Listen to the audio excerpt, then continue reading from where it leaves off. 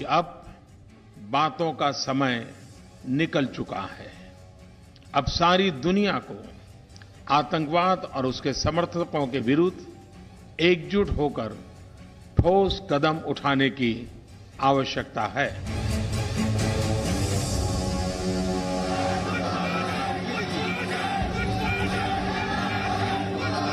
हमारे सेना और सुरक्षा के जवानों का मनोबल इस समय ऊंचा है और आप देख रहे हैं कि वह आतंकवादियों को न्यूट्रलाइज करने में कामयाबी हासिल कर रहे हैं।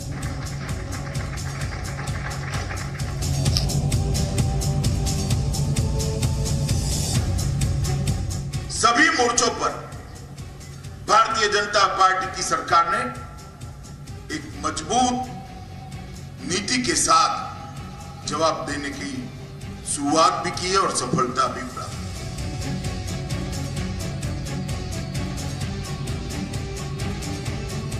पाकिस्तान हो, आतंकवादी हो, अलगाववादी हो या आतंकवादियों के और पाकिस्तान के समर्थक हो, चुन चुनकर इनको मौत के घाट उतारेंगे, कोई बच नहीं पाएगा।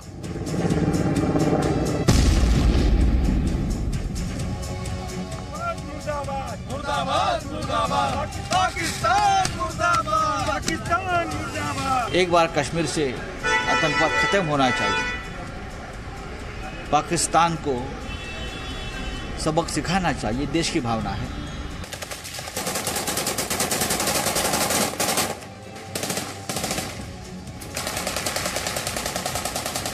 मजबूती से पाकिस्तान के खिलाफ कार्रवाई करनी पड़ेगी, क्योंकि पाकिस्तान बाज नहीं आने वाला। पाकिस्तान की पूरी कोशिश है कि आतंकवाद को as a principal weapon of war बनाए। हर कर्म में अपना करेंगे, हर कर्म में अपना करेंगे, ऐ वतन तेरे लिए।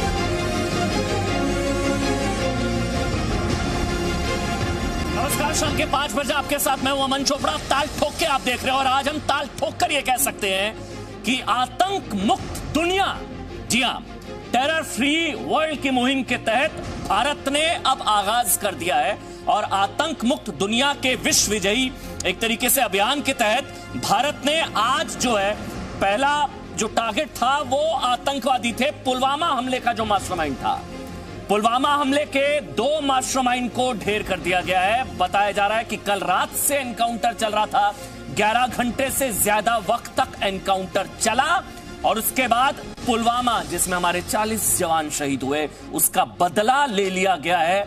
मतलब पाकिस्तान के पाप का हिसाब जो है वो अब शुरू हो गया है लेना। 2 आतंकवादियों को ढेर किया गया, रात से ऑपरेशन चल रहा था, 11 घंटे के अंदर अंदर 2 आतंकवादी ढेर और इसमें से एक वो जिसने पाकिस्तान की शह पर पुलवामा हमले की पूरी स्क्रिप्ट लिखी, जिसने 40 जवानों को शहीद किया, उसको खत्म कर दिया गया है। शुरुआत हो चुकी है, लेकिन दर्द तब होता है, परेशानी तब होती है जब वहां पर भी, आप समझिए इस चीज को, जब हम बार बार कहते हैं कि पत्थरबाज जो हैं वो भी देश के दुश्मन है। क्योंकि आज जब एनकाउंटर किया जा रहा था 2 आतंकवादियों का जिन्होंने हमारे 40 जवानों को शहीद किया, उनको बचाने के लिए भी पत्थरबाज वहां पर पहुंच गए। एक सुरक्षा कवच बनाने की कोशिश की गई, अपील की गई हमारी सेना की तरफ से, आप लोग मान जाएं, क्योंकि हर कश्मीरी की जान हमारी सेना के लिए, हमारे सुरक्षा बलों के लिए कीमती है, इसलिए अपील की गई, बार बार अपील की गई। लेकिन सवाल यह है ये पत्थरबाजों से कैसे निपटेगी सरकार या सेना?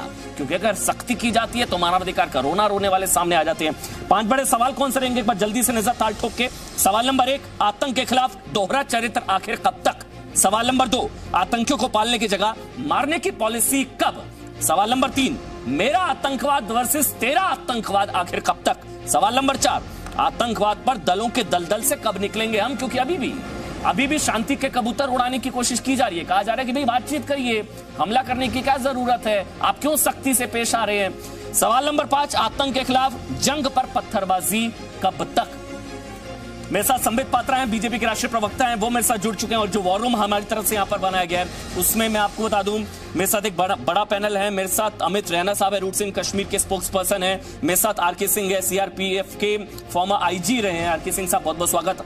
मेरे साथ आशुतोष मिश्रा हैं, मेरे साथ रिटायर्ड कर्नल वीएन थापर हैं, आप सबका स्वागत। लेकिन और मेरे साथ सचिन भी है जो कि लगातार ग्राउंड जीरो से आप तक पल पल का अपडेट पहुंचा रहे हैं कि किस तरह से वहां पर अभी कल रात जो एनकाउंटर शुरू हुआ 11 घंटे 96 घंटे के अंदर अंदर बदला ले लिया गया।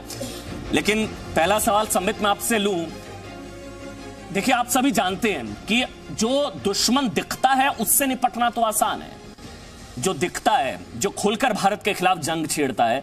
लेकिन दो तस्वीरें आप देखिए, आपको समझ में आएगा कि देश के आस्तीन के सांप किस तरह के, जो देश के गद्दार है, जो देश के घर के अंदर बैठकर भारत को खोखला करने की कोशिश कर रहे हैं, वो किस तरह से। कमल हसन साहब, हैरान हो जाएंगे आप सुनकर, कश्मीर में जनमत संग्रह की मांग कर रहे हैं। कमल हसन, आप समझिए पाकिस्तान का एजेंडा चलाने की यहां पर कोशिश की जा रही है। दो तस्वीरें, एक तरफ हिंदुस्तान पूरी तरह से एकजुट है आतंक के खिलाफ लड़ाई में, आतंकियों को खत्म करने के लिए पूरा देश आज एक जुबान से बोल रहा है। लेकिन कुछ जुबान है जो पाकिस्तान की जुबानें हैं, कुछ जुबानें हैं जो आप इनको व्हाइट कॉलर टेररिज्म आप कह सकते हैं। ये इंटेलेक्चुअल टेररिस्ट होते हैं, ये बौद्धिक आतंकवाद फैलाते हैं, ये विचारों का बारूद रखते हैं अपने पास और उड़ेलना शुरू करते हैं और पाकिस्तान की जुबान बोलते हैं। हिंदुस्तान में आस्तीन के कितने सांप, इसलिए बार बार ये कहा जाता है पहले इनसे तो निपट लीजिए, बाहर के दुश्मनों से तो निपट लेंगे। संबित, इनसे कैसे निपटेंगे, ये ज्यादा खतरनाक है संबित। हम मसूद अजहर को निपटा देंगे क्योंकि वो दिखता है वो हमारे को नुकसान पहुंचा रहा है, हम हाफिज सईद को निपटा देगी हमारी सेना। ये तो घर के अंदर बैठे आस्तीन के सांप।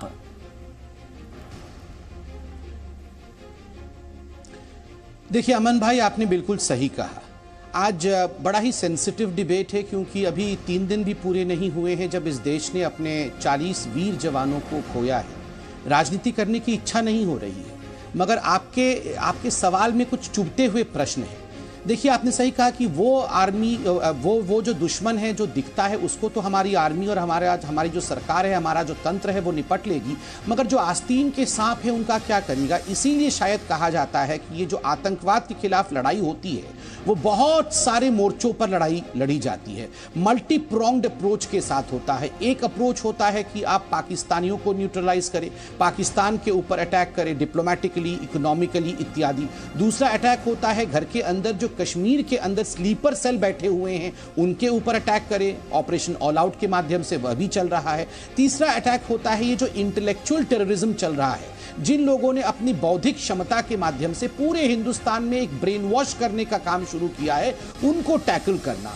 और ये आज मुझे लगता है कि सबसे डिफिकल्ट काम है। आप जैसे ही इनको टैकल करना शुरू करते हैं, ये बिलों से ऐसे इनका नेटवर्क बहुत मजबूत होता है। ये सेक्युलरिज्म के नाम पे, धर्मनिरपेक्षता के नाम पे, मॉडरेट्स होने के नाम पे ये लोग इतने इकट्ठे हैं, इनके पर एक दूसरे के साथ जुड़े हुए हैं, इनके तार जुड़े हुए हैं। आप सेपरेटिस्ट पे अटैक करिए तो यहाँ मुंबई दिल्ली में सेमिनार होना शुरू हो जाता है कि सरकार ऐसे क्यों कर रही है। फंडिंग करते हुए एनजीओ के फंड को बंद कर दीजिए तो कश्मीर से कन्याकुमारी तक इनके जो स्लीपर सेल है वो जागरूक हो जाते हैं। नवजोत सिंह सिद्धू को देखिए, एक मेन स्ट्रीम पॉलिटिकल पार्टी में होने के बावजूद नवजोत सिंह सिद्धू जी कंसिस्टेंटली इंडिया को डिफाई करने में लगे हैं। मुझे तो आश्चर्य होता है, मगर यहाँ नौजवान बैठे हैं, मैं धन्यवाद करूंगा। इन लोगों ने, हम तो राजनीति नहीं कर रहे थे, मगर इन लोगों ने आवाज उठाई कि बॉयकॉट सिद्धू, और उसका एक अंजाम और एक नतीजा हमने देखा है कि कलेक्टिव कॉन्शियसनेस में जब देश एक सुर में बोलता है तो उसका असर कितना बड़ा होता है।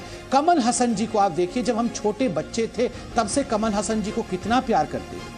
एक एक पिक्चर एक दूजे के लिए, हमें तो लगता था एक दूजे के लिए हम देखते थे, उस समय एक दूजे के लिए अर्थ अलग लगता था। अब लगता है कि कमल हसन और ये जो आतंकी शक्तियां हैं, ये जो पाकिस्तान है, ये जो अर्बन नक्सलिज्म है, कहीं ये एक दूजे के लिए तो नहीं बने हुए हैं। इनको भी हम सबको मिलकर डट के सामना करना होगा और देश की सरकार के हाथ का हाथ लेकिन मजबूत करना। आप यकीन मानिए, मैं सही बता रहा हूं, जब हम डिबेट करने आ रहे थे संबित, हम लोग सोच रहे थे हम पाकिस्तान के खिलाफ डिबेट करेंगे, हम लोग पाकिस्तान को मुंहतोड़ जवाब देंगे, हम जवाब देंगे कि किस तरह से पाकिस्तान के अंदर आतंकी फैक्ट्री चल रही है, जो हेवेंस एक तरीके से जो बनाई गई, टैक्स सेंचुरी एक तरीके से जो आतंकवाद के जो अड्डे वहां पर बनाए गए उन पर हम टारगेट करेंगे।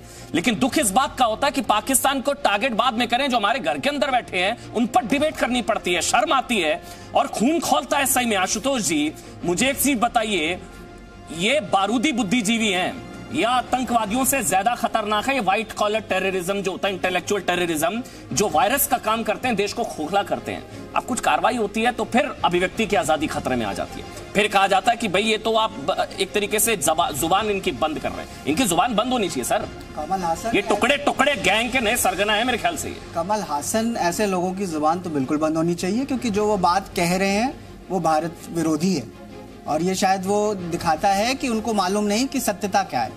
पर जो दूसरी बात अभी संबित पात्रा जी ने उठाई नवजोत सिंह सिद्धू की, तो नवजोत सिंह सिद्धू का अगर आप पूरा बयान सुने तो उन्होंने कहीं भी वॉर को अपोज नहीं किया। मुझे बयान सुनने की जरूरत ही नहीं है सर। वो बाजवा को गले लगाते हैं। दूसरी बात, वो पाक अधिकृत कश्मीर के राष्ट्रपति के साथ बैठते हैं, वो कहते हैं मेरा यार जीवे, मतलब हमारी सेना को मारने वाला यार जीवे। फर्क है नहीं सर, मेरी सोच नहीं है। महात्मा गांधी को भी नहीं, आज मैं अलाउ नहीं करूंगा। उन्होंने कहा था कि पाकिस्तान से बात करने जा रहे थे, इसलिए नाथुराम गोडसे ने उनको गोली मार दी। बाजवा को कंडेम करने से, कहीं भी जो है उन्होंने कहा कि जो आतंकवादी हैं उनके खिलाफ कार्रवाई होनी चाहिए, उनके जो सरगना है उनके खिलाफ कार्रवाई होनी चाहिए। नवजोत सिंह सिद्धू ने बाजवा को हमारी रखना चाहिए सर, हमारी सेना के गले काटने वाले से गले मिल रहा था नवजोत सिंह सिद्धू। गांधी को भी इसलिए गोली मारी। आशुतोष जी, आशुतोष जी देखिए, बात करनी चाहिए। बहुत मुश्किल होता है पाकिस्तान के खिलाफ बोलना। मैं कह रहा हूँ बहुत मुश्किल है पाकिस्तान के खिलाफ बोलना। लेकिन मैं कह रहा हूँ आप लोग इंटेलेक्चुअल चोला पहनकर जो आ जाते हैं ना सर। आप महात्मा गांधी को एंटी इंडिया कह रहे हैं। मैं कह रहा हूँ सर, गांधी ने क्या बाजवा कौन है? बाजवा कौन है सर? बाजवा कौन है? गांधी जी ने क्या कहा था? बाजवा कौन है? बाजवा कौन है? छोड़िए, ये सारे बच्चे बैठे ना युवा, बाजवा खिलाफ बाजवा को गले लगा रहे थे नवजोत सिंह सिद्धू। वहाँ पे जो है उसका एक्सप्लेनेशन सिद्धू ने उसको दे दिया था।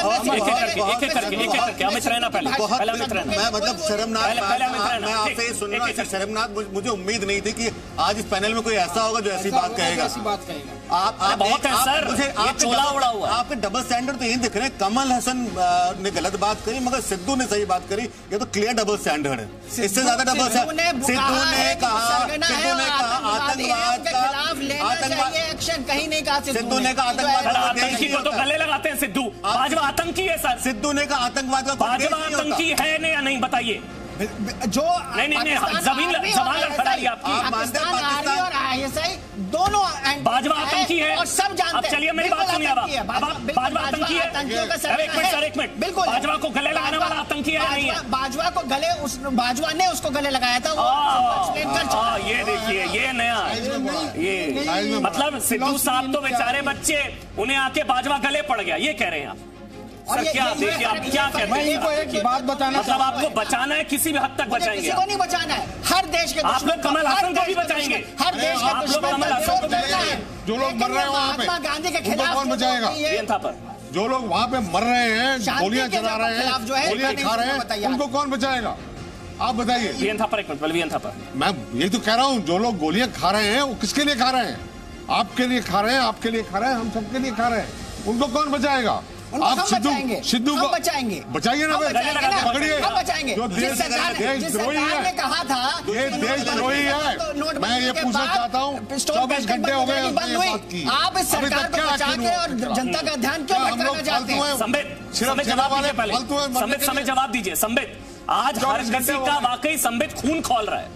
हर कोई कह रहा है कि हमारे पूरा देश एक जुबान में बोल रहा है। संबित, पूरा देश। मैंने वो तस्वीरें देखी थी जब 40 जवानों के शव पहुंचे थे पालम टेक्निकल एरिया में, राहुल गांधी वहां पर थे। अक्रॉस पॉलिटिकल लाइन पूरा देश एकजुट हो रहा है। लेकिन ऐसे लोगों, ये लोग अब तक गिरफ्तार क्यों नहीं हुए? संबित, ये तो देशद्रोह है, ये तो देश के साथ गद्दारी है। पाकिस्तान की भाषा, कश्मीर को अलग तोड़ने की बात है। ये खुला कैसे घूम रहे हैं?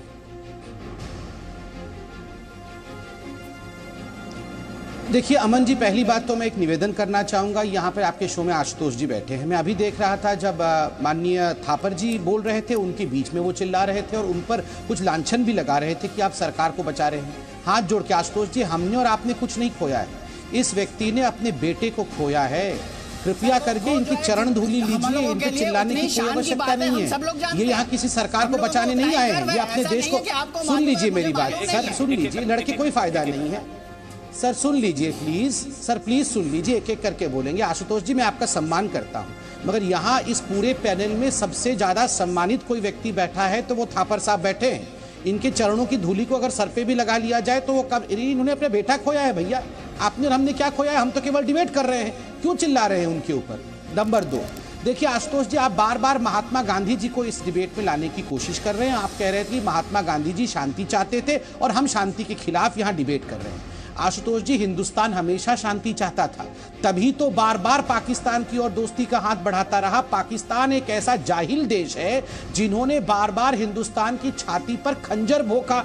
आप अब कह रहे हैं कि आप शांति करिए, जब हमारे 40 जवानों के चीथड़े उड़ गए, आप यहाँ पर कायरों की तरह शांति शांति का रट लगा रखे हैं। तीसरी बात, जहां तक इन गद्दारों का विषय है, 4.5 साल आप शांति से बैठे रहे, जिसकी वजह से आज ये हालत है। जो वहाँ पे अभी आप बात करते हैं सऊदी अरेबिया की, आप जो है बात हो रही थी, वहाँ क्राउन प्रिंस गए, $20 बिलियन दे के आए, कल हिंदुस्तान आ रहे हैं। हम लोग देखेंगे कि आप क्या उनसे रिक्वेस्ट करते हैं कि वो $20 बिलियन की जो एड दे रहे हैं, क्या वो है? चलिए ठीक है, आरके सिंह, हम देश के दुश्मनों से आपस में, यही तो आतंकवादी चाहते हैं कि हम लोग आपस में लड़ते रहे। सर आप ठीक, चलिए ठीक है, संबित कंप्लीट किया, उसके बाद आरके सिंह आपके पास आ रहा हूँ। संबित कंप्लीट करिए आप। देखिए मैं इतना कहना चाहता हूं, चाहे सिद्धू हो, चाहे कमल हसन हो, चाहे सुशील कुमार सिंधे हो, चाहे आशुतोष जी, आप लोग जिंदगी में क्या बनना चाहते हैं वो अलग बातें, हो सकता है बहुत बड़े पदवी को प्राप्त भी हो जाएं, मगर देश की निगाह में एक बार गिर गए ना तो सैकड़ों जन्मों तक भी देश की निगाह में उठ नहीं पाएंगे। और आज मुझे कहना पड़ रहा है कि सिद्धू साहब आज देश की निगाह में उस कदर गिर चुके हैं कि सैकड़ों जन्म लेके हिंदुस्तान आएंगे तब भी सिद्धू साहब आप इस पाप से मुक्त नहीं हो पाएंगे, ये हकीकत है। आरके सिंह, सचिन आपके पास आ रहा हूं, पहले आरके सिंह। मैं ये कहना चाहता हूं कि आशुतोष जी जैसे लोग महात्मा गांधी को एक क्रिमिनल से कैसे कंपेयर कर सकते हैं?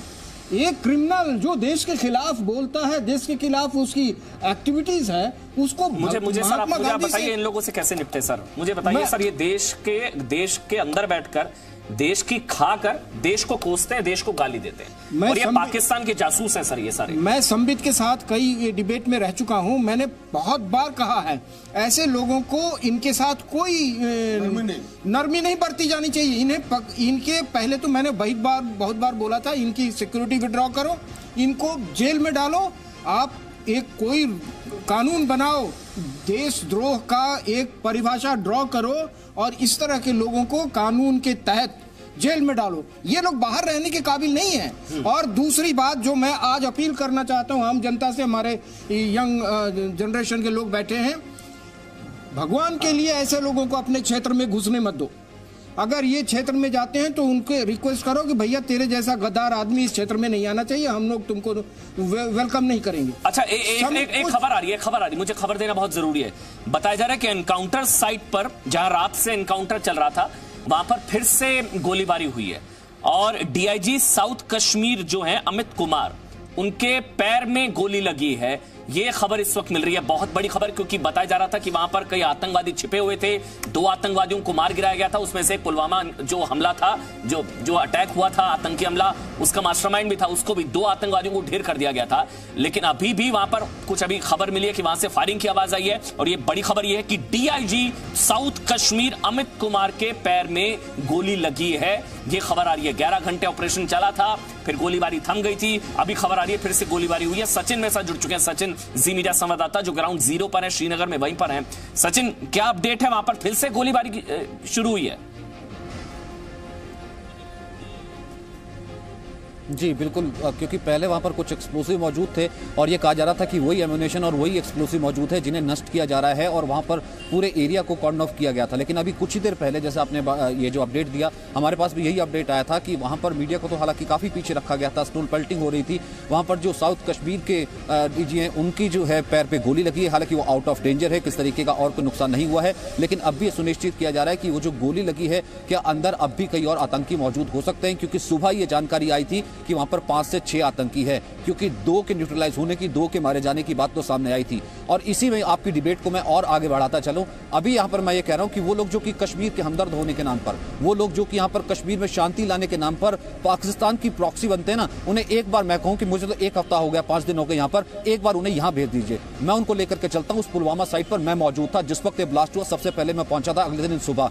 वहां पर वो बीएसएफ के जवान थे ना, वो उस वक्त भी पूरी सुरक्षा कर रहे थे। उससे ऑफ द कैमरा जब मेरी बात हुई, बेहद ठंड थी, हल्की हल्की बर्फ ऊपर से पड़ रही थी। वो कह रहा था कि वो साथी जिसका शव उसने उठाया, वो उसका इंतजार कर रहा था कि वो छुट्टी मना करके वापस आ रहा था, लेकिन वो कह रहा था उसे फिर भी कोई गिला नहीं है, क्योंकि उसके लिए देश सर्वप्रथम है। इस कारण से वो वापस अपनी बंदूक उठा करके सुरक्षा कर रहा है। उस ठंड में भी वो खड़ा था, उसका साथी उसके साथ होना चाहिए था, लेकिन उसका साथी की टुकड़ों टुकड़ों में शहादत हो चुकी थी और वापस उसका शव भी नहीं वापस पहुंचा था, लेकिन उससे पहले यहां पर सियासत शुरू हो चुकी थी। और दूसरी बात, ये जिस कश्मीर की बात करते हैं ना, जिस जनमत संग्रह की बात करते हैं, आज मैं वो जनमत संग्रह करके आया हूं। मेरे साथ चलिए, मैं उनको लेकर के चलता हूं। मैं गया था आज वहां पर डल पर, वहां पर वो आम शिकारे वाले मुझे मिले। मैं गया था वहां पर, आम कश्ती वाला मुझे मिला। वो जहां पर वो फ्रूट बेचता है, वो वहां पर वो कपड़े बेचता है, वो टूरिस्ट का इंतजार कर रहा था। कल कर्फ्यू था, कल वो टूरिस्ट से मिल नहीं पाया था। आज थोड़े बहुत टूरिस्ट आए थे, तो मैंने कहा कि आपको डर नहीं लग रहा, आप यहाँ पर मौजूद है। वहां पर एक अटैक हुआ, वो कह रहे कि देखिए कश्मीर में इस तरीके की बात है। कहते हैं सर वो जो भी हो, वो कश्मीर का हमदर्द नहीं हो सकता, वो कश्मीर का कहीं ना कहीं हैवान ही हो सकता है जिसने इस तरीके की बात की।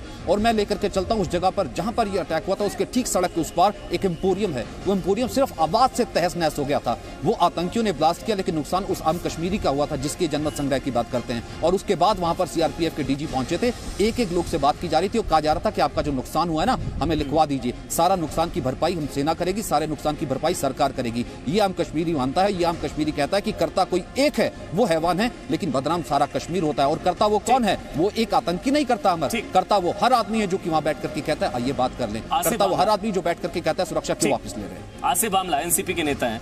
आसिफ आमला साहब, मेरे ख्याल से आज हर पार्टी को सामने आकर कमल हसन को एक्सपोज या उनका विरोध करने की जरूरत है। जो चुप है वो कहीं ना कहीं मौन स्वीकृति देते हैं, मुझे लगता है, या लग रहा है कि उनके एजेंडे को आगे बढ़ा रहे हैं। वो बढ़िया कहा है उन्होंने। जो चुप है मेरे ख्याल से या तो खुलकर मुखालफत करनी चाहिए कमल हसन की कि देशद्रोही बयान कमल हसन का। देखिए, देश के लोगों में रोष है और नौजवानों का खून खौला हुआ है, लेकिन मैं ये जरूर कहूंगा कि देश एकजुट है। मुझे नहीं लग रहा है कि इस विषय को लेके, पाकिस्तान के विषय को खासतौर पे, क्योंकि पूरा देश जानता है कि जो आतंकी जरूर कश्मीरी होंगे, लेकिन इस इंजन का डब्बा जो है पाकिस्तान से है। जो जैश के जो लोगों ने जो ये कोशिश की है, ये ट्रेनिंग कैंप्स, इनका मार्गदर्शन, ये सारा पाकिस्तान में ये देश जानता है। और कहीं ना कहीं कमल हसन जी की बातों को ज्यादा सीरियस लेना नहीं चाहिए, क्योंकि आज वो वक्त रहा नहीं कि हम हाथ मिलाएं और गले मिलाएं। अब वो वक्त आ गया है कि हमें सख्ती से इन्हें निपटना पड़ेगा। आज भी 2 आतंकियों को हमने मार गिराया, लेकिन हमारे 4 सैनिक घायल हुए, एक मेजर, 4 सैनिक मारे गए और एक मेजर। सर, कमल हसन को आप सीरियसली क्यों नहीं? वो देश को तोड़ने की बात कर रहे हैं। हिम्मत कैसे होती है ऐसे लोगों की? मैं तो ये पूछ रहा हूं ना, इनकी हिम्मत कैसे होती है ऐसा बोलने की? ये टुकड़े टुकड़े गैंग के नए सदस्य बनना चाह रहे हैं क्या? ये आजादी गैंग जो है, जो आजादी चाहते हैं, उनके हीरो बनना चाह रहे हैं क्या? अमन जी सुनिए, अमन जी, मैं एक हिंदुस्तानी मुसलमान हूं और जो मेरे देश का दुश्मन है वो मेरा दुश्मन है, ऐसा मैं मानता हूं। और हर हिंदुस्तानी शायद ये मान रहा है। और ये जो घटना हुई है, इसके बाद देश एकजुट हो गया है, सियासी स्तर से उठकर और आगे जाकर। लेकिन कहीं ना कहीं कोई ना कोई, कहां एकजुट है सर? आज अंदर बहुत भेदिए बैठे हैं सर। आज मैंने गृह मंत्री जी, आज मैंने बुद्धिजीवी हैं, आज मैंने आदरणीय गृह मंत्री जी का, ये बारूदी बुद्धिजीवी होते हैं सर। और मैं सही बताऊं, अमन जी, कमल हसन साहब को बहुत लोग सुनते हैं, मानते हैं, उनकी बात का असर होता है, इसलिए सीरियसली लेना चाहिए। आपको भी उनकी भर्त्सना करनी चाहिए। आप कहिए उनकी हिम्मत कैसे कहने की ऐसे? आज मैंने नहीं, हम इसका खंडन करते हैं। और आज मैंने आदरणीय गृह मंत्री जी का स्टेटमेंट सुना। अमन जो हमारे सैनिक दल है उनका मनोबल बहुत बहुत ऊंचा है, लेकिन मैं ये कहना चाह रहा हूं सचिन एक मिनट पहले, कहीं ना कहीं हमने उनकी सिक्योरिटी स्केल डाउन की।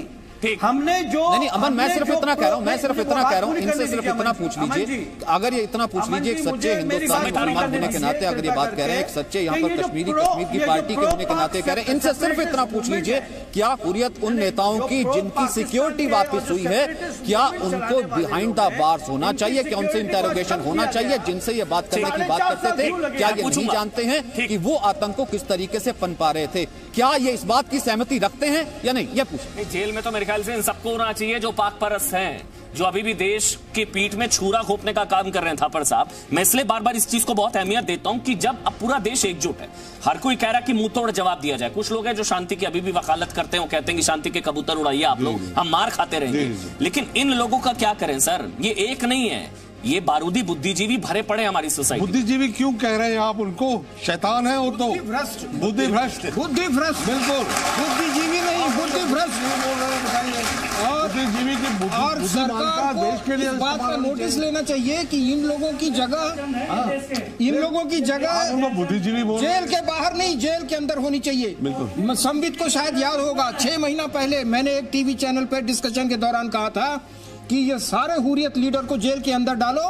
ये अलीशा गिलानी क्यों बचा हुआ है, किस आधार पर उसको छोड़ा हुआ है? वैसे वो बेचारा, यही तो बात है, किस बात की, उसके साथ किस बात की? ठीक अमित रहना। देखिए, जहाँ तक जन्म संग्रह की बात है, कश्मीर में पिछले साल तकरीबन 280 आतंकवादी मारे गए, और एक इंटेलिजेंस ऑपरेशन जब तक लोकल सपोर्ट नहीं हो तब तक नहीं चलता। हर दिन रिपोर्ट्स आ रही हैं आपके पास, कश्मीरी त्रस्त हो चुके हैं आतंकवादियों से। मैं खुद कश्मीरी हूँ, कोई नहीं चाहता आतंकवाद कश्मीर में, हर कोई चाहता हालत सुधरे, नहीं तो 24 घंटे में आपके पास इंटेलिजेंस रिपोर्ट नहीं होती कि जिन्होंने इतनी खतरनाक गंदी हत्या करी है वो कहाँ पे हैं। तो ये आपको क्लियर इंडिकेट करता है कि कश्मीरी नहीं चाहते अब आतंकवाद का साथ देना, वो त्रस्त आ चुके हैं, वो बड़ा ही क्लियर है। और 4 डिस्ट्रिक्ट की प्रॉब्लम है, ये 4 भी नहीं, 3 पुलवामा, शोपियान और कुलगाम की है। ये 3 डिस्ट्रिक्ट की प्रॉब्लम है। 22 डिस्ट्रिक्ट है J&K में, 3 डिस्ट्रिक्ट की प्रॉब्लम को लेकर आप जनमत संग्रह तो नहीं करा सकते। नहीं, लेकिन थापर साहब आज भी देखा गया एनकाउंटर वाली साइड पर पत्थरबाज पहुंच गए। नहीं, पहुंचे नहीं थे। आपने ध्यान से देखना है, 1000 गज दूर खड़े हुए थे और हाय हाय कर रहे थे। किसी की हिम्मत नहीं आई हुई आगे आने के लिए, क्योंकि उनको पता है कि अब सेना कोई सख्त कार्रवाई कर देगी, किसी न किसी को चोट लग जाएगी, किसी न किसी को गोली लग जाएगी, इसलिए दूर से ये करना ठीक है। मैं समझता हूँ अगर सेना 1-2 बार इनके खिलाफ कार्रवाई करेगी, पत्थरबाजों के खिलाफ, बिल्कुल उनके फरिश्ते भी हिम्मत नहीं कर सकते। ये तो हाफिज के गुर्गे है ना सर, पत्थरबाज आशुतोष जी, ये तो हाफिज साहब के गुर्गे हैं। पत्थरबाजों के साथ भी आतंकियों जैसा सलूक होना चाहिए। पत्थरबाजों के खिलाफ सरकार ने पहले से भी, अगर आपको आपसे जो सवाल पूछा उसका जवाब दिया करिए, बिल्कुल पत्थरबाजों के साथ भी आतंकियों जैसा सलूक होना चाहिए, ऐसा सलूक होना चाहिए, इसमें किसी भारतीय को शक नहीं है। आप जब जहाँ पे कंफ्यूजन होता है वो इसलिए होता है कि कुछ लोग जो बात करते हैं कि भाई आप आतंकवादी से लड़ रहे हैं, लेकिन साथ साथ जो है युद्ध के बाद भी अगर आप करते हैं तो शांति की बात करते हैं। इसलिए कहते हैं ये नहीं कि आप आतंकवादी को छोड़ दीजिए। क्यों? कि आज जब आप गुस्से में जब आपका खून खोलता है तो आप घर में आकर आपके 40 भाइयों को मार दिया। जल्दबाजी में कांग्रेस के मुख्यमंत्री ने शायद जवाब दे दिया अगर आप क्रोध में कोई जल्दबाजी, सोच समझ के अगर आप मारेंगे उनको, आप इनसे पूछिए ना कौन सोच समझ के बुद्धिजीवी कहाँ गए थे? अच्छा, एक बार आप कभी ग्राउंड, सरकार मारेगी ना, आप गए एनकाउंटर साइट पर, आप सेना के विजडम पर सवाल करें, सेना सोच समझ कर मारेगी। तो फ्री दे दिया, पता है सर, सेना किस कंडीशन में काम करती है? बात तो नहीं कर सेना सोच समझ कर मारे, सेना तो हमेशा सोच समझ के ही मारती है। फिर आप क्यों कह रहे हैं सेना सोच समझ कर? Chief of army staff, former chief of army staff VK Singh साहब ने भी कल यही कहा था, कल परसों, कि हम लोग सोच समझ के और अपने समय पे कहां मारना है आप खुद तय करेंगे और अपने समय से मारेंगे, क्रोध में काम नहीं करेंगे। यही उन्होंने भी कहा था, former chief of army RK Singh पत्थरबाजों पर बुलेट चले कि नहीं चले, फोर्सेस बुलेट मारे, पैलेट्स मारे कि नहीं मारे। आप सुप्रीम कोर्ट से ऑर्डर करवा देते हो, रात में सुप्रीम कोर्ट खड़ी हो जाती है, साहब पैलेट्स नहीं मारेंगे, ये क्या तमाशा है? देखिए वो हमें गोली मारते रहे। आप तो पुलिस में रहे हुए हैं। समय आ रहा हूं आपके बाद 30 सेकंड में आ रहा हूं। एक पत्थर मारना is attempt to kill, it is attempt to kill, and man has got a self defence. जैसे आपने पत्थर उठाया, आप देश विरोधी हो गए, आप आतंकियों को बचा रहे हैं। आप मेरी बात सुनिए, कल को वही आतंकी पुलवामा जैसा अटैक कर दे तो पत्थरबाज भी तो आतंकी हुए ना संबित, इनसे भी उतनी कड़ाई से निपटना पड़ेगा। एक सेकंड, जैसे आपने पत्थर उठाया, ना आप निहत्थे रहे ना आप निर्दोष रहे, आप आतंकवादी बन गए क्योंकि आपने पत्थर किसी और को मारने के लिए उठाया है। कई आतंकवादी हो गए। और एक बात और बताऊंगा, कल मैं ट्विटर पर पढ़ रहा था तो कहीं लिखा था सोनी टीवी को शायद होश है, सोनिया जी को नहीं है, सिद्धू को लेकर। संबित ये पत्थरबाजों को भी आतंकियों की तरह निपटाना होगा।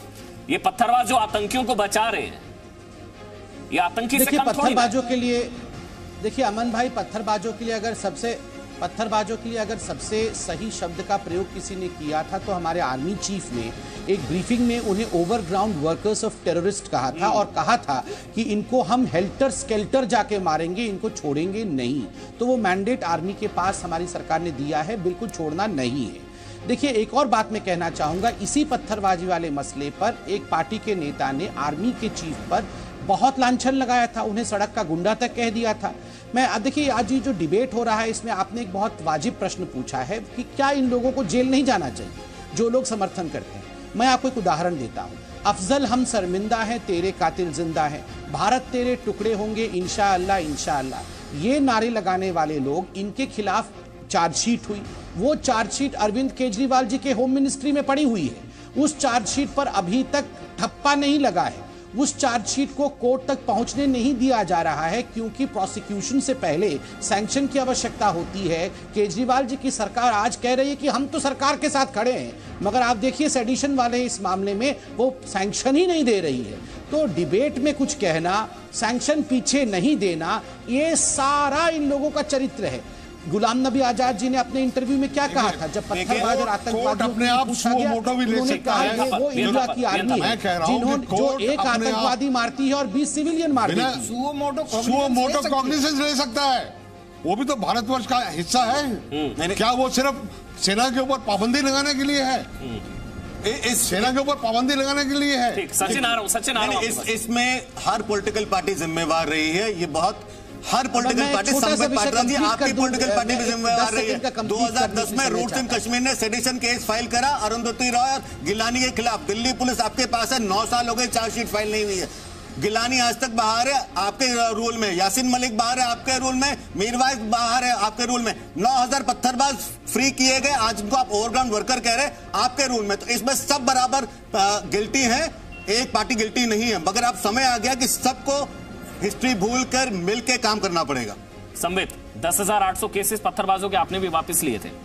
नहीं आपके ये नहीं, बिल्कुल अभी ये हुआ था, इस पे हमने डिबेट भी किया था और इन्हीं कारणों से, क्योंकि ये हमारे आइडियोलॉजी के पूरे खिलाफ हैं, इसीलिए वहां सरकार गिरी है। क्योंकि हम इस प्रकार के वारदात को कि पत्थरबाजों को छोड़ दो, आतंकियों के लिए एक सॉफ्ट कॉर्नर रखो, ऐसे पार्टी के साथ खड़े नहीं हो सकते थे, इसीलिए हमने वहां सरकार गिराई। देखिए मैं एक बात कहना चाहता हूं, प्रशांत भूषण जी तो अपने आप को बहुत बड़ा वकील मानते हैं, हर दूसरे दिन वो PIL लेके कोर्ट में चले जाते हैं। आज प्रशांत भूषण जी किस प्रकार से एक्सक्यूज ढूंढ रहे आतंकवादी, उन्होंने क्या कहा? सरकार हमेशा से प्रो सेपरेटिस्ट सरकार रही। एक मिनट में कंप्लीट कर लूं, आसिफ बामला एक कंप्लीट करने दीजिए, फिर बोलिए। मैं कंप्लीट कर लूं, उसके बाद आप जरूर बोल लीजिएगा, मैं कंप्लीट कर लूं। प्रशांत भूषण जी ने कहा कि ये जो आदिल दार था, चूंकि इसको आर्मी ने पिटाई कर दी थी पत्थरबाजी के समय, इसलिए वो आतंकवादी बन गया। याद करिए पहले एक डिबेट यह भी चला था कि बुरहान वानी एक पुअर हेडमास्टर का बेटा है। तो कहीं ना कहीं हमारे मेन स्ट्रीम में ऐसे बहुत सारे पत्रकार भी हैं, ऐसे बहुत सारे नेता भी हैं, ऐसे बहुत सारे बुद्धिजीवी, आप लोग कह रहे हैं, सही कहा, जो आतंकवादियों का प्रोटेक्शन देने का प्रयास करते हैं। आप जानते हैं ये जो पुलवामा अटैक हुआ, ये मकबूल भट्ट की बरसी के दौरान किया गया, अफजल गुरु की बरसी के दौरान किया गया, और JNU में मकबूल भट्ट की फांसी का विरोध करने के लिए वो लोग वहां पर इकट्ठा हुए थे और अफजल गुरु की बरसी ये लोग बना रहे थे। और मुझे याद है NCP पार्टी भी टुकड़े टुकड़े गैंग के साथ ही खड़ी थी। आप लोग भी इन्हीं के साथ खड़े थे। आसिफ बामला, देखिए बहरहाल, देखिए हम आज यहाँ जो स्थिति और परिस्थिति है, अगर हम उसका जायजा लें तो अब मैंने देखा गृह मंत्री जी का एक स्टेटमेंट आया कि हम उन लोगों का सिक्योरिटी कम करेंगे, उनको सरकमसाइज करेंगे जो लोग प्रो पाकिस्तानी है और जो प्रो सेपरेटिस्ट मूवमेंट को सपोर्ट करते हैं। मैं पूछता हूँ 4.5 साल क्यों लगा? और आखिर मैं ये पूछना चाहता हूँ, आप इंटेलिजेंस फेलियर आप नहीं मानोगे, आप नहीं। अमन जी मुझे ये बात बताइए, इस पूरे हादसा की, इस पूरे आतंक के हम अमन जी इस पूरे आतंक के हमले का जिम्मेदार कौन?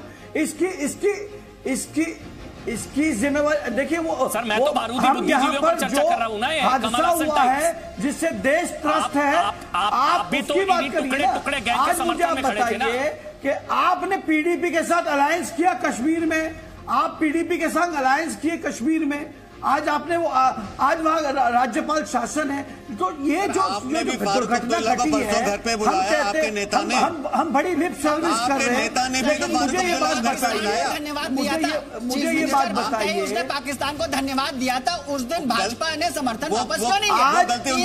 आज मैं अमन जी मुझे पूरा बोलने दीजिए, आज अमन जी मुझे बोलने दीजिए। आज मैं एक इंटरव्यू देख रहा था उस मार्टर की, हाँ मुझे बताइए, अब मैं सुनना चाह रहा हूँ, सुनना चाहेंगे हादसे में आज अगर हमारे 40 जवानों को उनकी शहादत हुई, आपके घर में घुसकर पाकिस्तान आपको चुनौती दे रहा है, आपकी आत्मा पर हमला कर रहा है, आप फिर भी शांति की बात कर रहे हैं। लड़ाई के साथ साथ शांति को ध्यान में रखना पड़ेगा, क्योंकि हर लड़ाई का उद्देश्य होता है कि शांति हो। वहां पे कश्मीर में शांति आए, आप इसलिए तो युद्ध पे जाना चाहते हैं। आप क्या चाहते हैं? जवानों को झोंक दें एक लड़ाई में जहां पे 44 की जगह जो है 4400 बच्चे मारे। आपको भरोसा नहीं है सेना पर? डरते क्यों आप इतना? कोई नहीं डरता, कोई नहीं डरता, कोई भरोसा रखिए आप अपनी सेना पर। वीरेंद्र थापर साहब, इनको सेना पर भरोसा दिलाइए, ये डरते बहुत हैं, इनको सेना पर भरोसा नहीं है। लेकिन युद्ध का सेना पर भरोसा करा जाता है विराम। इनको सेना पे भरोसा कैसे कराए? सबसे पहले 1947-48 में उनको हमने ऐसा मारा, मीरपुर तक पहुंच गए थे, फिर रोक दिया गया हमारे। 1965 में लाहौर के बाहर पहुंच गए थे, सियालकोट के बाहर पहुंच गए थे, फिर रोका हमको, हाजीपीर ले लिया था सर, हाजीपीर लेके वापस कराया। उसके बाद में 71 में इतना अच्छा मौका था कश्मीर की समस्या हल करने का, उनको टेबल पे दे दिया वापस, जो हिस्से जीते वो भी वापस कर दिए। 99 में जब वो भाग रहे थे तो हमको एलओसी क्रॉस करने से रोक दिया गया। क्यों? अब इनको और भरोसा कह दे, सर्जिकल स्ट्राइक कर दी, और क्या भरोसा? सेना पे अगर आप देखिए ना, वो जो सरकारें थी वो कांग्रेस की भी थी, भाजपा की भी थी, उसमें कोई डरता नहीं है। कांग्रेस पे आप कह रहे हैं 40 की जगह 4400 शहीद हो जाएंगे। लड़ाई में तीसरी बड़ी आप ये देख रहे हैं पाकिस्तान कितना है, ये देखिए ये है पाकिस्तान, ये और भारत देख रहे हैं ये है, चाहे नहीं आप देख रहे हैं पाकिस्तान ये है। लड़ाई में लोगों की जान अननेसेसरी जाती है। यहाँ लड़ाई हमारे आतंकवादियों को खत्म करना बहुत जरूरी है। वो देश है जिसमें पाकिस्तान ने 2 टुकड़े कर चुके हैं। और हम वो देश है, और आज आप उसके बाद आप कह रहे हैं कि हमें अपनी आर्मी पे विश्वास नहीं है। ये आप कह रहे हैं कि आपको आर्मी पे विश्वास नहीं है, आप कह रहे हैं विश्वास है। उसमें हमारे जवान नहीं शहीद हुए थे क्या? उसमें जवान नहीं शहीद आप कह रहे गलत था, आप कह रहे गलत था, आप कह रहे हैं गलत है, आप कह रहे हैं गलत, हम कहाँ कह रहे हैं? युद्ध करिए, राजनीति युद्ध करें कि नहीं करें, नहीं करें, क्योंकि युद्ध करें कि नहीं करें, हाँ या ना? नहीं वो कैसे कर सकते? युद्ध करें, युद्ध में भी वोट बैंक नजर आता है, करेगी युद्ध युद्ध में भी वोट बैंक नजर आता है। आप बिल्कुल कांग्रेस को वोट हिंदुस्तान में मिलने वाला वहाँ नहीं, युद्ध करें या ना करें। युद्ध जो है अगर करना पड़े, आप भाजपा के लिए वोट मांग रहे हैं क्या यहाँ पे? नहीं सुनिए, मैं देश के लिए देश के लिए सब देश सर जो देश की बात करे वो भाजपा का हो जाता है, देश के लिए सर जो देश की बात करे वो बीजेपी का हो जाता है। देश को तोड़े, सोचिए ना कितनी खतरनाक चीज है। जो देश को तोड़ने की बात करे वो कांग्रेस का हो गया, जो देश को बनाने की बात करे वो बीजेपी का हो। यहाँ पे ये दिखा रहा है कि जो अगर जो शांति की बात कर रहा है वो देश विरोधी है, वो गलत कह रहा है। अपने मित्र को मैं अपने मित्र को सजेशन देना चाहता हूँ। आज की जो बर्निंग सिचुएशन है इस देश की, लोग उद्वेलित हैं। अगर ये लोग गलती से भी इस तरह की बात करेंगे तो इनको जिस आशा में कर रहे हैं ना कि वोट मिल जाएगा, वो वोट मिलेगा नहीं, वोट कट जाएगा। यहाँ के वोटर को गाली है, अगर उनको पाकिस्तानी समझ रहे हैं ये लोग। ये तो यहाँ के वोटर को गाली है ना सर, गाली है तभी तो ये तो यहाँ के वोटर को गाली है। अगर ये लोग समझ रहे हैं पाक परस्त राजनीति से यहाँ का कोई वोटर खुश होगा। देखिए इसमें आप वोट लाते ही क्यों हैं? मैं वही तो कह रहा हूँ। और है क्या ये, फिर ये है क्या? सर मैं एक बात बताता हूँ, वीरेंद्र थापर साहब पूरे सम्मान के साथ सुनिएगा। अब सुनिए अब आप पूरे सम्मान के साथ, मैं क्यों ला रहा हूँ मैं आपको बताता हूँ। सर गुलाम नबी आजाद कहते हैं सेना सिविलियंस को मार रही है। सैफुद्दीन सोस कहते हैं कश्मीरी जो है वो आजादी चाहते हैं। पी चिदम्बरम कहते हैं कि जो कश्मीर में आजादी के नारे हैं वो स्वायत्ता की मांग है। नवजोत सिंह सिद्धू कहते हैं मेरा यार जीवे। मणिशंकर अय्यर कहते हैं मुझे पाकिस्तान में ज्यादा प्यार मिलता है। 5-10 मैं बैठे बैठे गिना दूंगा सर। ये वोट के लिए पाक परस्त राजनीति पता है क्यों कहते हैं ऐसे? इसलिए कहते हैं कि हम उनको कहने देते हैं। तो सर वोट के लिए ही हुआ। मैं कह रहा हूँ हम क्यों कहने देते हैं? किसी ने ऐसी बात की तो उसके ऊपर कोई एक्शन हुआ? कमल हसन के ऊपर क्या एक्शन हुआ? 24 घंटे हो गए, मैं दोबारा पूछ रहा हूँ।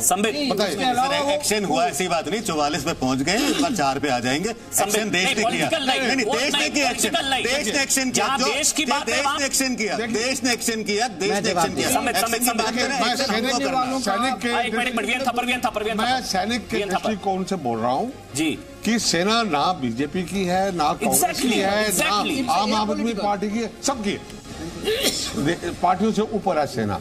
और मैं क्या एक छोटी सी चेतावनी देना चाहता हूं कि मैंने कई जगह पे बोला है कि लड़ाई जो है हथियारों से लड़ी जाती है। ठीक है, लड़ाई हथियारों से, मनोबल बहुत बड़ा हुआ था। लड़ाई हथियारों से लड़ी जाती है, लेकिन लड़ाई हिम्मत से जीती जाती है। वो हिम्मत आप लोग सब बनाएंगे। ठीक है, अगर आप उसके पीछे सचिन उसके बाद संबित, पहले सचिन जल्दी से। अमन, मेरे को नहीं पता कि आशुतोष मिश्रा कभी यहाँ पर एलओसी आया है कि नहीं आया है। आशुतोष मिश्रा कभी इस तरह के अटैक के बाद जिसमें इतने जवान शहीद हों, कभी उनसे उन्होंने बात की उसके बाद कि आपका साथी चला गया, कैसा लग रहा है, नहीं लग रहा, या फिर मैं शांति का दूत बनना चाहता हूँ, मुझे नहीं पता। या फिर यहाँ पर संबित पात्रा ने भी तमाम मजबूरी या तमाम बातें गिनाई कि देखिए देश के टुकड़े टुकड़े गैंग के साथ कौन खड़ा हो जाता है, और भी तमाम प्रॉक्सीज है। गौतम नवलखा आकर के क्या लेक्चर देते हैं। सर 100 मजबूरियां हुई होंगी, लेकिन संबित पात्रा आज ग्राउंड पर मैं ये महसूस कर पा रहा हूँ कि 3 दिन पहले ये जो अटैक हुआ है इसने एक ऐसी नजीर दी है जिससे बता देता है कि सामने वाले ने एक युद्ध, एक वॉर आपके अगेंस्ट छेड़ दिया है। अब आपको लकीरें खींचनी है सर इन सब मजबूरियों को लांघते हुए। अब नहीं तो कभी नहीं, यानी कि अब अगर नहीं किया तो इसके बाद कभी नहीं होगा। ये सेंस इस वक्त घाटी की कह रही है, क्योंकि अगर इसको आपने जाने दिया, सिर्फ वक्त का मरहम दिया, बहुत देर हो जाएगी। संबित, युद्ध ही तो है ये। देखिए सचिन जी और अमन जी और आप दोनों के माध्यम से जो जनता हमें सुन रही है, आश्वस्त रहिए। खुद प्रधानमंत्री जी ने आश्वस्त किया है कि बाहरी गलती पाकिस्तानियों ने किया है, जिसके लिए आपको बहुत बड़ी कीमत देनी पड़ेगी। इसमें कोई दो मत नहीं है कि action will be taken, we will avenge the death of our brothers. इसमें कोई दो मत नहीं। वो कब होगा, किस समय होगा, किस स्थान पर होगा, किस तरीके से होगा, ये यहाँ डिस्क्लोज भी नहीं किया जा सकता। वो निर्णय ऊपर के लोग लेंगे, आर्मी लेगी, हमारे जो एक्सपर्ट्स है वो लेंगे। देखिए, जहां तक अभी मैं सुन रहा था आशुतोष जी ने, और आपने एक सवाल पूछा कि आशुतोष जी एलओसी नहीं आए हैं, आशुतोष जी ने मृतकों की परिवार से बात नहीं की है। मैं इतना कहना चाहूंगा, देशभक्ति के लिए आपको एलओसी जाने की आवश्यकता नहीं है। देश के पक्ष में खड़े होने के लिए किसी के परिवार से बात करने की आवश्यकता नहीं है। वो आपके डीएनए में, वो आपके खून में स्वतः होना चाहिए, अपने आप होना चाहिए। तीसरी बात, आशुतोष जी ने कितनी भद्दी बात कर दी कि अगर युद्ध हो जाएगा तो हमारे 4400 सैनिक मारे जाएंगे। अरे आप इंडिया को क्या सोचते हैं? 4400 सैनिक इंडिया के मारे जाएंगे, आप पाकिस्तानी बन के बैठे हुए हैं क्या डिबेट? बता दीजिए। आप पहले माफी मांगिए, आपने ऐसे कैसे कह दिया कि 4400 सैनिक मारे जाएंगे? बराबर क्रोध नहीं है। आप ये अरे आशुतोष जी अच्छे चाहिए मत सुनिए ध्यान से। ये प्रजातंत्र है, हम लोगों की सोच है कि हमारे 4400 सैनिक मारे जाएंगे कि मतभेद होना चाहिए। मैं आपसे अपॉलॉजी डिमांड करता हूं। कोई मतभेद नहीं अमन भाई, आई डिमांड एन अपॉलॉजी। कैसे ये यहाँ पर क्या बोल रहे हैं? यहाँ पर बैठ के बोल रहे हैं कि अगर युद्ध हो जाएगा तो हमारे सर्वाधिक सैनिक हमारे मारे जाएंगे। ये यहाँ पाकिस्तान के इंटरेस्ट में बैठे हैं क्या? जीत गया ना, वो यही तो चाहता है कि हम लोग आपस में लड़ते हैं। सेना के पक्ष में बोलना बीजेपी की भाषा क्यों? हमारी भाषा भी देश की भाषा, आपकी भाषा होनी चाहिए। सेना के पक्ष में बोलना तो देश की भाषा हमारी भाषा होनी चाहिए। सेना के आप बोल रहे हैं कि 4400 हमारे जो वीर सैनिक है वो मारे जाएंगे। ये आप क्या बोल रहे हैं? पेंशन पे इन्होंने, सर ये तो हम सबने ले रखा है सर जी। नहीं, यहाँ जितने लोग हैं ना सर, उन्होंने ये केवल बातें करते हैं सेना की पक्ष और विपक्ष। आप जो सेना के लोग हैं वो जानते हैं, जैसे अभी आपने कहा, मुझे एक चीज मुझे एक चीज से बड़ी आपत्ति हुई वीएन थापर साहब, मैं आपको भी बता रहा हूं आरके सिंह साहब, जब भी हम सेना के पक्ष में, देश के पक्ष में, राष्ट्रहित के पक्ष में जब भी जी न्यूज बोलेगा तो आप ब्रांडिंग कर देंगे बीजेपी के पक्ष में। क्यों आप देश के खिलाफ क्यों है? मैं आपसे ये पूछता हूं। सर जो है सेना, यहाँ जितने लोग हैं ना सर, वो सेना के लिए, देश के लिए, राष्ट्र के लिए। आपको दिक्कत बीजेपी से है, सेना से नहीं होनी चाहिए। सेना के कंधे आपको अगर दिक्कत बीजेपी से है ना सर, मुबारक हो, आप सेना से दिक्कत मत करिए। सेना है, और ये जैसे थापर साहब बता रहे थे कि 71, 65 और उससे पहले 62 में भी हम लोग लड़े हैं चीन से, इसमें किसी को शक नहीं है। उनके आप तो 62 ही याद करेंगे ना सर, आपका झुकाव उधर ही है। आप 62 ही याद करेंगे, सब साल लड़े। वीएन थापर साहब समझ रहे हैं ना, जैसे आप 65 गिना रहे, 71 गिना रहे, ये 62 गिना रहे, इनको वही खुशी हो रही है 62 गिनाने। हिम्मत दिखाई, जो इन्होंने बात कही ना कि हिम्मत, हमारे पास गलत नहीं थी लेकिन हिम्मत दिखाई। थापर साहब यही बात कह रहे थे। आप जो 65 और 71 में और 62 में हर साल, हर बार सेना ने मेहनत करी और हिम्मत दिखाई, जीते। 48 कारगिल हर बार जीते हैं। जी जी जी, आप 62 याद करेंगे ना, आपको 62 वहाँ पे हिम्मत दिखाई थी। 65 नहीं आएगा, 71 नहीं आएगा, करगिल नहीं आएगा, 71 में तो टुकड़े कर दिया। पहले भी बोल चुका हूँ, 62 तो खैर इनकी ही सरकार थी, तो वो सरकारें कोई भी हो, सरकारें कोई भी हो, लड़ती फौज है, सरकारें कोई भी हो लड़ती फौज है, जीतती फौज है। तो हमारे सिर पे सेहरा तो फौज बांधती है ना, हम और आप नहीं कुछ करते। तो मेरा कहना यह है कि जब फौज कुछ करती है तो उसके लिए उसको समर्थन चाहिए, और जो खोया है हमने उसके लिए हमें कुछ न कुछ करके देना है। और ये एक सिर्फ कुछ, जैसे संबित कह रहे थे कि ये डिस्कस नहीं कर सकते, कुछ चीजें हैं जो डिस्कस नहीं हो सकती हैं। जैसे आर्मी एक्शन है, वो क्या एक्शन लेंगे, कब लेंगे, कहाँ लेंगे, वो उनका निर्णय होगा और वो करेंगे। लेकिन कुछ चीजें ऐसी हैं जो हम ले सकते हैं सीमा के अंदर, तो सीमा के अंदर है। ये जो बैठे, इसके लिए तो किसी से पूछने की जरूरत नहीं है। जो लोग देश से गद्दारी कर रहे हैं, जो भड़काने की कार्रवाई कर रहे हैं, जो क्रिमिनलाइज कर रहे हैं हमारी जनता में जो बच्चे हैं, उनको तो सजा हम देंगे, सरकार देगी। एक्सटर्नल एनिमी से आर्मी लड़ेगी, इंटरनल तो सरकार को नहीं। जब इंटरनल एनिमी से लड़ती है सेना या सरकार या पुलिस, तो बचाने पहुंच जाते हैं ना आप लोग। मैं ये कहता हूं, अमन जी, हमने प्रधानमंत्री जी के कड़े प्रहार का स्वागत किया है। और मैं आज देख रहा था टेलीविजन में, एक शहीद का परिवार ये कह रहे थे कि भाई देश को सुरक्षित रखने के लिए और आपके हमारे लोगों को सुरक्षित रखने के लिए हमारे बच्चों ने और हमारे सैनिकों ने कुर्बानी दी, लेकिन हमारी सुरक्षा क्या है? तमाम क्लाइमेटिक कंडीशंस के बावजूद जो सेनानी जो है इस देश के, हमारी देश की रक्षा और सुरक्षा करता है, लेकिन उसके एवज में उस सेनानी की क्या रक्षा है? तो मैं ये पूछता हूं, कहीं ना कहीं ये सिक्योरिटी लैप्स नहीं है? कहीं ना कहीं ये तमाम चीजों पर कोई ना कोई प्रश्न चिन्ह होना चाहिए या नहीं? और आज मैंने सुना गृह मंत्री जी का एक स्टेटमेंट कि भाई कि सुरक्षा बल का मनोबल बहुत मजबूत है, लेकिन आज भी अगर आप देखें तो हमारे 2 लोग मारे गए, हमारे 4 लोग मारे गए और एक मेजर मारे गए और उनके 2 लोगों को हम शहीद किए। तो अभी नहीं, ये मैथमेटिक्स नहीं होता है, हमें एक्शन की जरूरत है। इसमें मैथमेटिक्स नहीं होता है। देश जो एक गुस्से में सुन लीजिए, जवाब दे रहे हैं, सुन लीजिए। और आज एक मिनट आपका ऑडियो बंद है, थापर साहब जवाब दीजिए। हम ग्रेनेड फेंक देते हैं, वो लोग रोटी वगैरह खा रहे हैं, मर जाएंगे काफी लोग। तो इसमें मैथमेटिक्स नहीं होता है, इसमें जो है हमको क्या टास्क दिया। अभी मैं अपने बेटे की पलटन का उदाहरण दे देता हूँ। टू राजदीप को, टोलोलिंग को पकड़ने का आदेश मिल गया।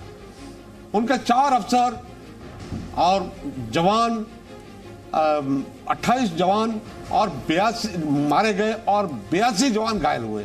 अब आप कहोगे बहुत ज्यादा लोग घायल हो गए, लेकिन ज्यादा जरूरी जिंदगी नहीं है, ज्यादा जरूरी वो है सेना जो आपको सेना अपनी जान की परवाह भी नहीं करती। जी। सेना अगर जान की परवाह करेगी तो आशुतोष जी की श्रेणी में आ जाएगी। अपनी जान की परवाह नहीं करती सेना, इसलिए सेना सीमा पर तैनात है। और इसीलिए आशुतोष ऐसे लोगों की जरूरत है आप लोग जो जनता के, जो अपने जवानों का ध्यान रखे, उनको फॉडर की तरह ना इस्तेमाल करे, अकल लगा के इस्तेमाल करे। ऐसा टास्क एक तो सर सेना की अकल पर सवाल मत उठाइएगा आज के बाद। सेना की अक्ल पर सवाल मत उठाइएगा सर। बार बार आप विवेक पर सवाल उठाते हैं, जबकि भरोसा रखिए सर, भरोसा रखिए।